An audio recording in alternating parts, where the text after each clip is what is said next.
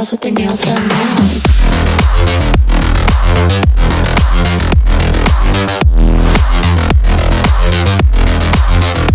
Girls with their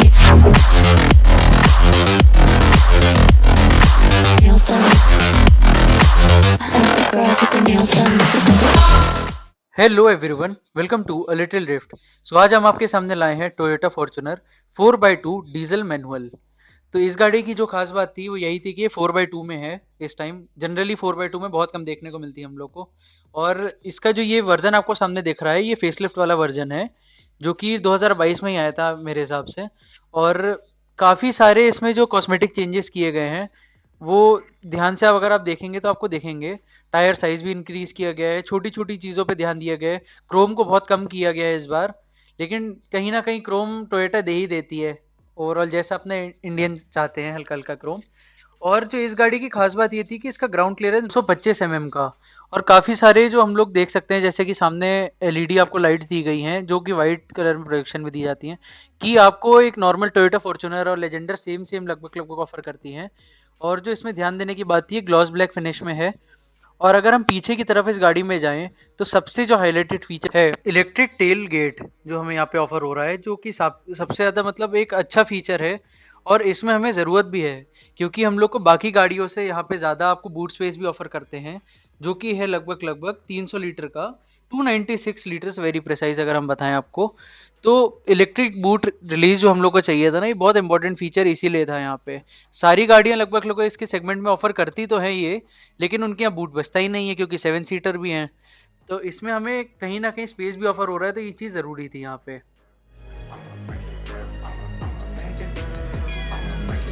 अगर हम पहले स्टंट्स की बात करें गाड़ी के, जैसे ही हम लोग इसमें बैठने जाते हैं तो हमें ये फील होता है कि गाड़ी सही में बहुत ऊंची है और इसमें फुटरेस्ट की ज़रूरत थी, जो कि फॉर्च्यूनर में हम लोग को मिल रहा है। और काफ़ी सारी जो चीज़ें हम लोग को यहाँ पे कितने सारे बटन्स दिए हुए हैं आपको कि आप पहले देखते रह जाते हो कौन सा बटन किस चीज़ के लिए है। और जो हम गेट थर्ड की बात करें वो काफ़ी सेटिस्फाइंग था, मतलब लिटरली फील हो रहा था कि बॉडी बहुत भारी है और ये फॉर्च्यूनर में बैठे हो आप जाके। यहाँ पे आपको कंपनी से ही 8 इंच का इंफोटेनमेंट सिस्टम मिलता है, जिसमें कि एंड्रॉयड ऑटो और एप्पल कारप्ले सब कुछ मिलता है आपको। पे आपको 3 मोड्स ऑफर होते हैं। जैसा कि आपको मैं बताऊं कि ये डीजल में है, मैनुअल में 4x2 है, 4x4 नहीं है। तो यहाँ पे 3 मोड्स आपको ऑफर होते हैं, इको, नॉर्मल एंड स्पोर्ट। ठीक है। और यहाँ पे आपको दिखते हुए चेंज होते हुए दिखेगा।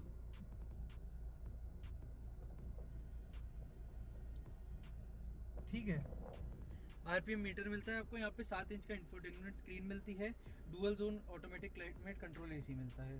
तो चलिए आपको स्टार्ट करके दिखाते हैं कैसी है चलने में। तो अभी हम हैं इको मोड पे, है ना। नॉर्मल पे आ जाते हैं, इको पे नहीं रखते, है ना। तो सबसे इनिशियल चीज़ जो हम लोग को यहाँ पे दिख रही है कि जो बेस पिकअप है क्लच छोड़ने पे, वो बहुत ज़बरदस्त है। और हैंडल भी काफ़ी स्टेबल है। आपको गड्ढों में अभी चलाएंगे हम कि रिस्पॉन्स देखें गाड़ी का कैसा है।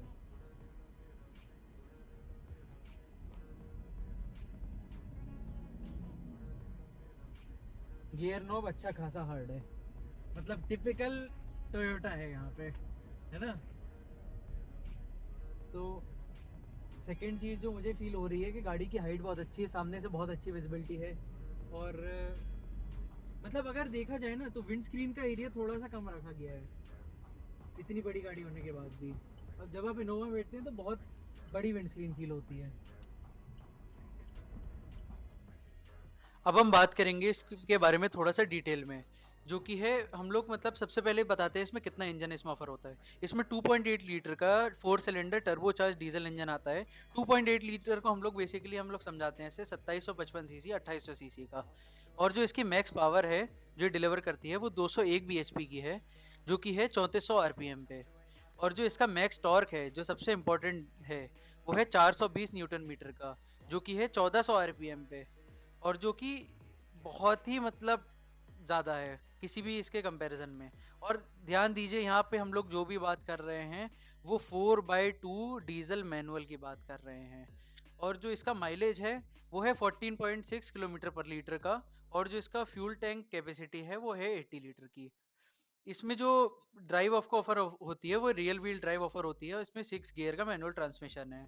अगर हम लेंथ की बात करें तो 4795 mm की इसकी लेंथ है, जो ब्रेथ है इसकी 1855 mm की है, और जो इसकी हाइट है वो है 1835 mm की। ये 7 सीटर कॉन्फ़िगरेशन में आती है, और इसका जो बूट स्पेस अगर मैं आपको फिर से बताऊं तो 296 लीटर का आता है, 300 लीटर का मोटा मोटा आप मान लीजिए। और जो इसका टायर साइज है वो है 265 बाई 65 R17, 17 इंच का आपको टायर्स मिलते हैं।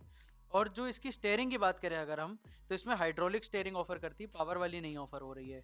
और एनकैप रेटिंग की बात अगर हम पूरे मतलब एनकैप रेटिंग की तो करेंगे ही, सारे सेफ्टी फीचर्स भी मैं आपको बताने वाला हूँ यहाँ पे क्या क्या ऑफर होते हैं। एनकैप रेटिंग जो अगर हम देखें तो इसकी 5 स्टार की है, जो कि मतलब सबसे मैक्सिमम है जो ऑफर होती है। और इसमें 7 एयरबैग्स आते हैं पैसेंजर और ड्राइवर के लिए, और 2 कर्टेन एयरबैग्स भी ऑफर होते हैं।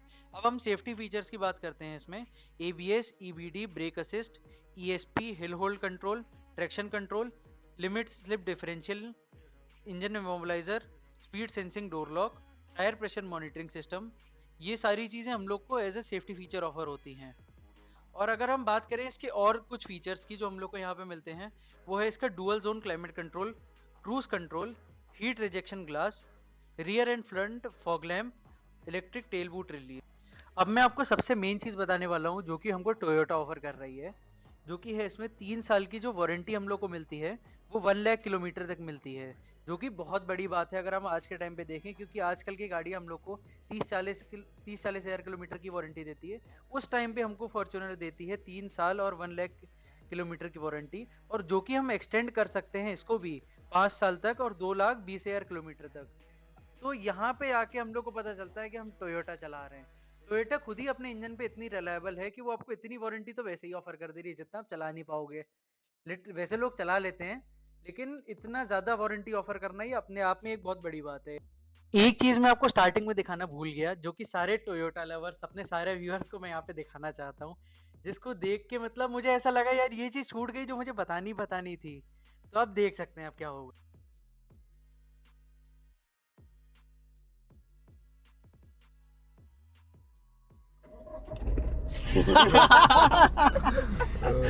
भाई एकदम पूरा ऐसे शेक हो जाता है। ये नॉब सही है इसके, मतलब इजी टू यूज है। तो अब हमने स्पोर्ट्स में इसको शिफ्ट कर दिया है, जितना भी अब तक चलाया नॉर्मल में, अब एक तरफ स्पोर्ट्स मोड के बाद एक तरफ, है ना। अरे बाप रे वाह, इनिशियली पिकअप में अंतर आ गया गाड़ी के। अरे वाह,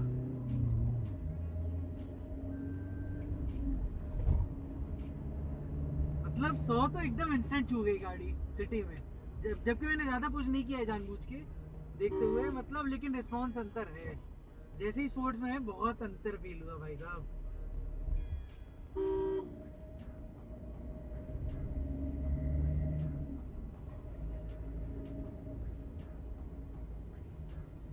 वापस से नॉर्मल में आते देखते कितना फील होता है। बहुत अंतर है स्पोर्ट्स और नॉर्मल में। जैसे ही नॉर्मल में करी एकदम अंतर हो गया भाई। पिकअप देगा भाई। हाँ, बहुत डिफरेंस है, बहुत ज्यादा, मतलब अच्छा खासा, बहुत वैसे बनता है स्पोर्ट्स हाईवे पे चलाने। और अगर इको में इसको तुरंत कर दें, अरे बाप रे बाप, एक्सीलरेटर का तो कोई रिस्पॉन्स ही खत्म हो गया, ऐसा लग रहा है दाब रहे हो, हो ही नहीं रहा कुछ। पावरफुल गाड़ी, लेकिन फॉर्च्यूनर अच्छी गाड़ी है। तो जो 420 न्यूटन मीटर का जो टॉर्क हमको यहाँ पे मिला है ना, वो लिटरली फील हो रहा है गाड़ी में। जैसे ही स्पोर्ट्स मोड एक्टिव हुआ, गाड़ी का रिस्पॉन्स एकदम अलग है। और मतलब नॉर्मल, इको और जो भी मोड्स हैं इसके, और जब जैसे ही हम लोग स्पोर्ट्स मोड पे स्विच करते हैं तो लिटरली फील होता है। एक सनरूफ की कमी जरूर यहाँ पे फील हो रही है, एविडेंट है। मतलब एक जो आज का परमानेंट मतलब होना ही होना चाहिए एक फीचर गाड़ी में, वो सनरूफ है। वहाँ पे थोड़ा टोयोटा मात खाती है, लेकिन जो उसने यहाँ पे कवर किया है ना, वो जो 2800 सीसी का इनने जो इंजन दिया है, 2755 का 4 सिलेंडर टर्बोचार्ज, वो इनने इतना अच्छा दे दिया है कि सारी कमियां इस गाड़ी की दूर हो जा रही हैं।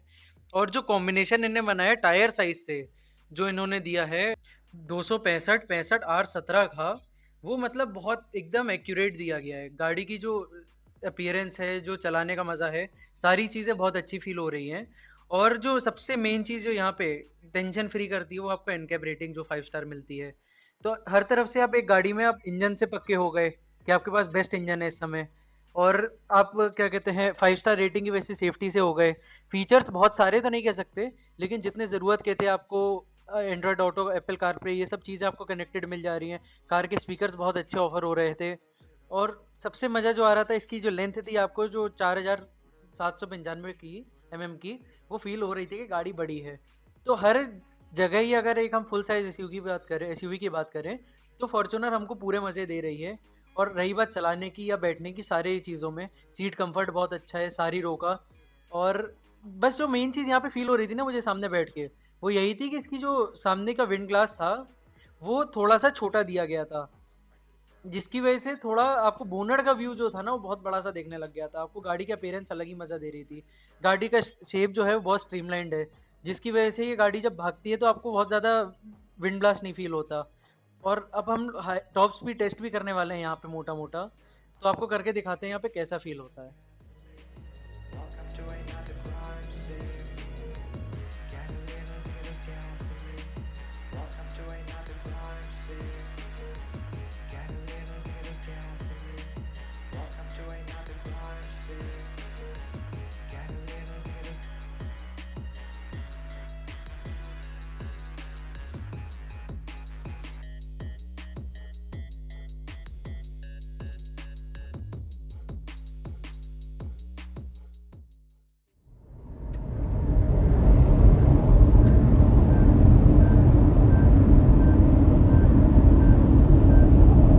अब हल्का हल्का फील हो रहा है कि तेज है गाड़ी।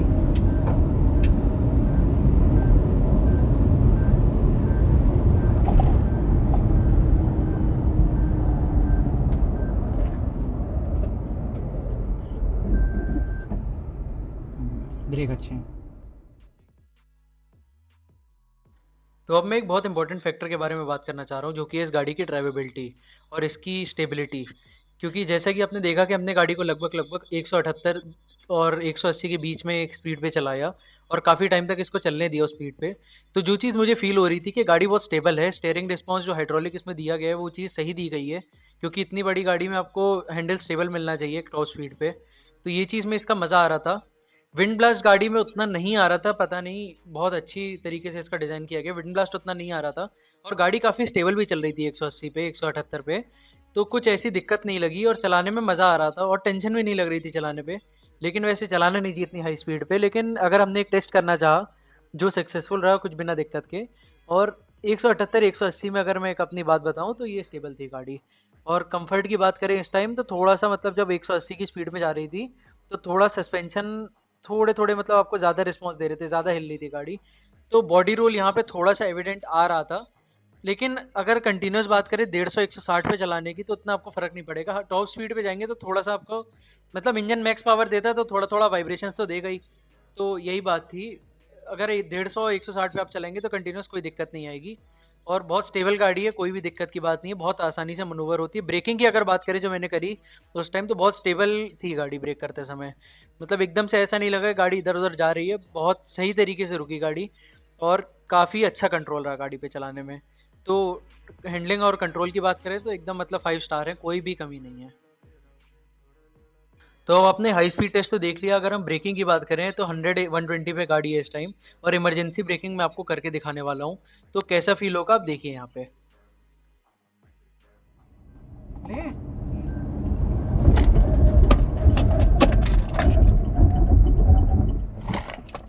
ज़्यादा लंबा ले लिया यार इसने।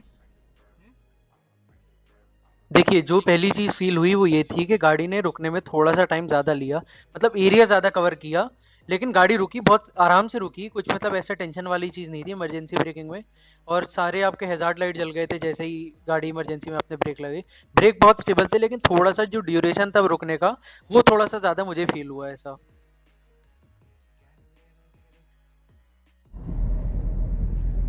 तो अगर थोड़ी बहुत हम लोग नॉर्मल क्रूजिंग करें, मैं तो अभी बहुत ज़्यादा हाईवे पे तो नहीं चलाई, लेकिन हाईवे जैसा एरिया समझ लीजिए आप, क्योंकि 6 लेन थी आपकी रोड, तो भगाई मैंने इस गाड़ी को काफ़ी 180 तक चलाई और जो रिस्पॉन्स था ना मतलब इंजन का वो बहुत ज़बरदस्त था। लीनियर उठी गाड़ी एकदम ऐसे, मतलब हल्का सा भी आपको फील नहीं हुआ कि पावर लैग है। स्पोर्ट्स मोड बहुत ज़बरदस्त, मतलब कोई भी आपको कंपैरिजन है ही नहीं। फॉर्च्यूनर से आपको भगाने में कोई कंपैरिजन नहीं है। ग्लॉस्टर भी चलाई, सब चलाई, लेकिन ये मज़ा नहीं था कहीं, क्योंकि ये गाड़ी लग्जरी की तरफ कम है और रॉ मज़ा जो है ना इसमें, जो चलाने वाला ही पहचान सकता है और बैठने वाला। सीट कंफर्ट बहुत अच्छा है, कोई डाउट नहीं, लंबार सपोर्ट बहुत अच्छा है, बहुत कंफर्टेबल सीट्स हैं। इंजन रिस्पॉन्स सबसे ज़बरदस्त चीज़ है जो फॉर्च्यूनर की जानी जाती है। 4x2 होने के बाद भी पावर का कोई लैग नहीं दिख रहा, वो दिख भी नहीं सकता इस समय। और जैसा कि मैं देख रहे हैं नॉर्मल भी चला रहा हूँ या थोड़ा बहुत भगा भी रहा हूँ, कोई फ़र्क नहीं पड़ रहा, गाड़ी बहुत ज़बरदस्त है। और सबसे इम्पॉर्टेंट चीज़ जो यहाँ पे मैंने नोटिस करी पूरी ड्राइव रिव्यू में अपनी, वो ये थी गड्ढे और इस गाड़ी का कोई रिलेशन नहीं। गड्ढों से मतलब कोई ताल्लुकात नहीं, आप कहीं खुदाइए कैसे भी चलाइए कोई भी फ़र्क नहीं पड़ रहा फॉर्च्यूनर में। और मतलब नॉट ओनली कि गड्ढों में इसके सस्पेंशन अच्छे हैं, मतलब बॉडी रोल है, लेकिन जब ये गाड़ी आप धीमी स्पीड में जब गड्ढों पे चलाते हैं तो बॉडी रोल आप भूल जाते हैं। हिलती है गाड़ी, लेकिन कोई भी और गाड़ी होगी ना जब आप इसके अलावा उन गड्ढे पे चलाएंगे जिन पे मैंने चलाई है, वो अलग ही गाड़ी रिस्पॉन्स करेगी। गाड़ी में ऐसे ऐसे आपका हैंडल घूमना पड़ेगा। इस गाड़ी में भूल जाइए, आपने गियर डाला, गाड़ी अपने आप इनिशियल टॉर्क इतना है इसमें कि आपको बिल्कुल भी नहीं उठाना पड़ेगा, गाड़ी अपने आप उठती है और रिस्पॉन्स बहुत अच्छा है। और हैंडल रिस्पॉन्स सबसे इंपॉर्टेंट चीज़ ये देखिए, रिस्पॉन्स कर रही है गाड़ी, बॉडी रोल है लेकिन हैंडल रिस्पॉन्स कर रही है, बाकी किसी गाड़ी की तरह नहीं कि साला आप घुमा रहे हैं और हैंडल रिस्पॉन्स नहीं कर रही है। अब अगर हम बात करें पैसेंजर सीट की आगे की, पहली चीज़ तो वेंटिलेटेड सीट्स है, तो अलग ही मतलब एकदम अलग मज़ा है। वेंटिलेटेड सीट्स का मज़ा वही जान सकता है जो बैठा हो एक बार इस पर, है ना। और सेकंड चीज़ जो ऑफर हो रही है यहाँ पे कि जो सारी जगह ना आपको सॉफ्ट टच मटेरियल, इधर भी उधर भी। और मतलब आपको मैं सेगमेंट 1 फीचर बताऊँ, मतलब first in segment auto down auto up आपको सेकंड वाली इस तरफ में मिल रहा है। ये देखिए किसी भी गाड़ी में ये नहीं मिलता इस टाइम, ये अगर आप लग्जरी सेगमेंट में जाएंगे आपको तभी मिलेगा। और सबसे मतलब अलग चीज़ जो मुझे यहाँ पे बैठ के फील हो रही है कि ये सीट थोड़ी सी नीचे लगती है बैठने में, when you compare it with driver seat, तो ये सीट सही में नीची लगती है काफ़ी। आपको ऐसा लग रहा है सेडान में बैठ गए हो जाके, लिटरली सेडान वाला मज़ा देती है बगल वाली सीट आपको। और साइड में आपको सारी चीज़ें जो एडजस्ट करने की भी मिलती हैं वो आपको इलेक्ट्रिकली एडजस्टेबल मिलती हैं। और मतलब इस सीट का मज़ा थोड़ा अलग है। तो यहाँ पे आपको सेंटर का हेडरेस्ट मिल जाता है जो कि एडजस्टेबल है और प्रॉपर एडजस्टेबल है, जो कि सारी गाड़ियों में नहीं मिलता। इवन XUV 700 में भी आपको ये नहीं मिलता एडजस्टेबल। तो अगर कंफर्ट के हिसाब से देखा जाए तो ये बहुत अच्छा फीचर है। बीच की सीट थोड़ी सी उठी उठी तो फील होती है, लेकिन कभी कभी बैठना है तो बैठ सकते हैं। ओवर कंफर्टेबल नहीं और हल्की कंफर्टेबल भी नहीं, मतलब बैठ सकते हैं बस इतना, है ना। लेकिन ये जो सीट है इसकी बहुत सुप्रीम कंफर्ट है इसमें।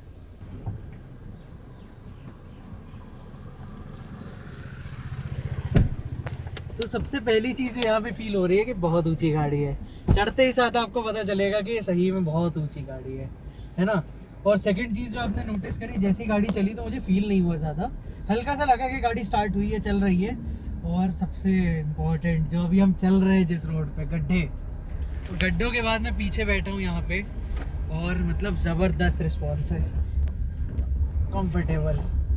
क्योंकि मैं आर्टिगा में भी आया था इसमें काफ़ी रिव्यू में, अपने पुराने रिव्यूज़ में, और यहाँ पे आके मतलब डिफरेंस लग रहा है पीछे बैठने पे। एक तो कंफर्ट बहुत ज़बरदस्त है इसका, बहुत ज़्यादा ही ज़बरदस्त। और नेक्स्ट जो चीज़ नोटिस करिए आप, ये देखिए स्पेस कितना है। अब लिटरली पैर फैला के बैठ सकते हैं, अपनी पूरी जर्नी एंजॉय कर सकते हैं। और थर्ड चीज़ आपका हेडरूम, अच्छा खासा हेडरूम ऑफर किया जा रहा है। और जो कंफर्ट है next level, literally next level है जो पीछे की सीट का कंफर्ट है यहाँ पे। कोई भी मतलब कोई क्वेश्चन नहीं है हल्का सा भी। जिसको पीछे बैठना है उसके लिए बहुत ज़बरदस्त गाड़ी, ऊंची भी है गाड़ी, तो जंप करती है गाड़ी, लिटरली जंप करती है। अगर आप बाहर से देखें तो बहुत जंप करती है गाड़ी, बॉडी रोल बाहर से दिखता है, लेकिन जब आप इस सीट पे बैठे बीच में आपको उतना नहीं जंप कर रही गाड़ी। हिल रही है थोड़ी बहुत, लेकिन यहाँ गड्ढे भी तो बहुत बड़े हैं, उस हिसाब से देखना है ना हमको। बहुत लिटरली बहुत आराम से बैठ रहा हूँ मैं, बहुत ज़्यादा ही आराम से। रियर सीट का रिस्पॉन्स बहुत अच्छा है, AC भी बहुत अच्छा चल रहा है। और आप इवन यहाँ से भी क्लाइमेट अपना एडजस्ट कर सकते हैं, फैन स्पीड बढ़ा सकते हैं, कम कर सकते हैं। और डोर के लिए लाइट दी गई है आपको LED, और यहाँ पे ग्रैब हैंडल दिया हुआ है। और सनशेड नहीं दिए जाते तो ये लगवाए गए बाहर से, आफ्टर मार्केट है। और अगर हम स्टोरेज स्पेसेस की बात करें यहाँ पे, तो आगे हम लोग को हल्की सी जगह मिलती है जहाँ पे मोबाइल रख सकते हैं हम लोग, है ना। यहाँ पे कुछ नहीं मिलता आपको ऐसा। यहाँ पे आपको एक डैशबोर्ड के साथ का मिलता है, यहाँ पे आपको बॉटल होल्डर मिलता है, और यहाँ पे आपको थोड़ी बहुत चीज़ें रखने की जगह मिलती है। तो अब मैं आपके सामने एक अपने वर्डिक्ट की बात करने वाला हूँ, जो सबका क्वेश्चन रहता है कि Toyota Fortuner 4x2 diesel manual लेनी चाहिए कि नहीं। 4x2 सबसे बड़ा क्वेश्चन उठता है। तो जो मुझे फील हो रहा था कि मतलब जैसा ओनर का रिस्पॉन्स भी था कि उसको ज़्यादा मतलब माउंटेन्स पे नहीं जाना और बहुत मैसिव ऑफ रोडिंग नहीं करनी है, तो उनके लिए 4x2 भी कंफर्टेबल है। माइलेज भी ठीक ठाक निकलती है, लगभग 14 का बता रहे थे। तो ओवरऑल 4x2 में कोई ऐसी दिक्कत नहीं, पावर पूरी है और कोई भी रिस्पॉन्स का अंतर नहीं है। जिसको 4x4 लेनी है, तो मतलब जिसका पूरा यूज़ है 4x4 का, वही 4x4 पे स्विच करे, वरना 4x2 में भी कोई कमी नहीं है। तो ये था ड्राइव रिव्यू पूरा, और चलाने में बहुत मज़ा आया। इंजन पावरफुल है, कंफर्टेबल है गाड़ी, और सबसे मेन क्वेश्चन उठता है कि 4x2 लेनी है कि नहीं लेनी है। तो हाँ, ले सकते हैं, कोई भी दिक्कत नहीं है। फॉर्च्यूनर बहुत कंफर्टेबल है, बहुत अच्छी गाड़ी है। Thank you very much.